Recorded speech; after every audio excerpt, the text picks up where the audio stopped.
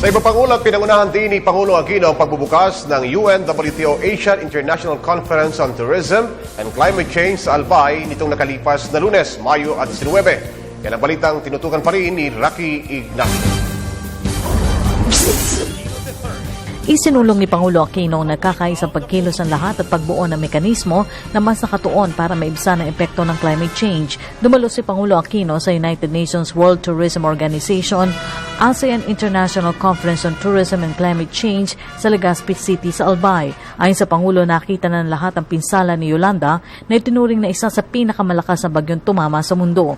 Pangunahing layunin ng International Conference na suriin ang impact ng climate change sa industriya ng turismo, partikular na sa Asia-Pacific region, kasabay ng pagpapalakas ng kakayahan ng sektor na tugunan ng banta at hamon ng pabago-bagong lagay ng panahon. These are alarming realities and we must start taking action now. Taking the challenge of climate change necessitates an international effort.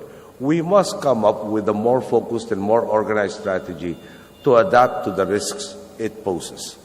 This entails each country revisiting the way they approach every facet of governance to take into account how they affect the environment, from infrastructure to agriculture to energy. Needless to say, one of the sectors deeply concerned with the evolving demands of the new normal is tourism.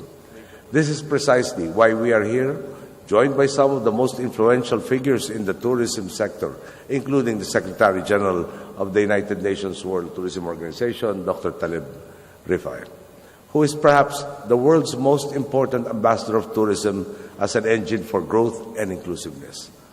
Bahagi pa rin ang conference na gawing prioridad upang mapatatag ang kahandaan sa epekto ng climate change sa maraming pangunahing destinasyon katulad ng coastal erosion, pagkasira ng coral reefs, infrastruktura, ari-arian, kasama ng panganib sa buhay at kalusugan ng tao. Climate change is real.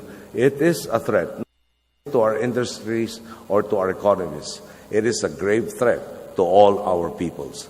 The sooner we move on a more united front, and the sooner we agree on a systematic, concerted effort to address the problem, the sooner we can make a more profound impact on changing the effects of climate change. Mahalaga kasi ang papel ng uri ng klima sa Asian region na iba yung umakit sa mga dayuhan turista.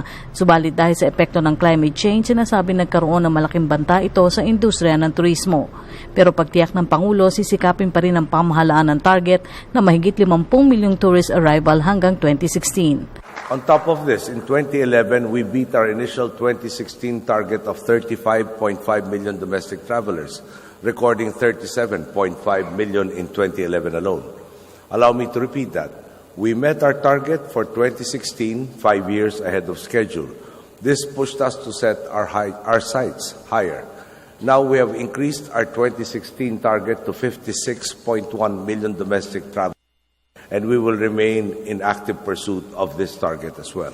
Kabilang sa isinulong sa conference ng innovation and technology, institutional at capacity building, consumer behavior at reforma sa mga polisiya upang matiyak pa rin ang competitiveness at sustainability sa sektor ng turismo. Dahil dito, sinabi ng Pangulo na asahan pa ang paglikha ng dagdag trabaho na kaakibat ng pinalakas na industriya ng turismo.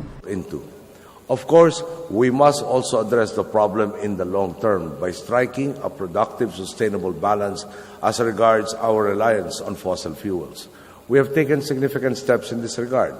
For instance, we have introduced incentives that promote private sector investments in renewable energy projects. This initiative has borne fruit.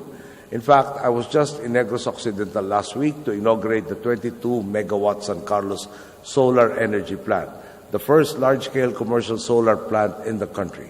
This is a major step in expanding our country's energy mix and limiting the devastating effects of overdependence on traditional energy sources. Para sa Telebisyon ng Bayan, Rocky Ignacio, Legazpi City.